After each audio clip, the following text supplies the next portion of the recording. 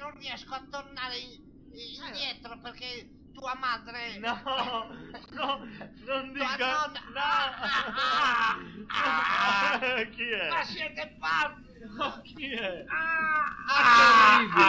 Orribile. Oddio mio! Questo... Eh. Dio, come sto male. Ma cosa è successo? Non mi ricordo niente. Stefano, non Eh. ti ricordi nulla? Solo te... Ah! Madonna, non mi ricordavo che eri così brutto. Hai mai rotto uno specchio? No, ma ho rotto un tuo timpano adesso, come ho urlato. Ascolta un Dimmi po'. tutto, Perché oh. non ti levi la gonna? Levati la gonna, facci vedere. Non ce l'ho più, guarda, lì sono in boxer. Lì sei in boxer? Sì, E sembra qua- con la muta. Guarda. Dove eri a pescare? No, ero con una mia amica che non paga. E tu non sentivi niente? No, beh, sott'acqua.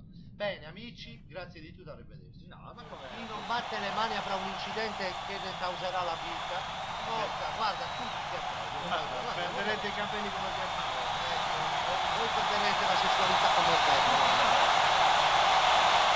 Grazie amici, siete veramente gentili. Questi erano Johnny e Jack, due personaggi che ci sono nati così per gioco e abbiamo provato a portarli in scena. Poi ci siamo resi conto che fondamentalmente erano molto simili ad altri personaggi già esistenti come Ale Franz che fecero il noir, però vabbè, insomma, noi ci abbiamo In provato. una veste diversa. In una veste diversa, io l'ho fatto col cappello e la gonna di Zia Rosina, fondamentalmente. Pensa carte diverse.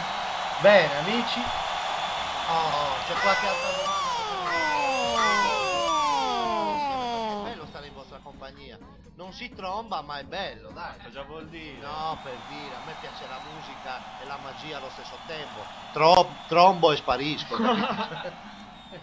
Quello la fa Silvan.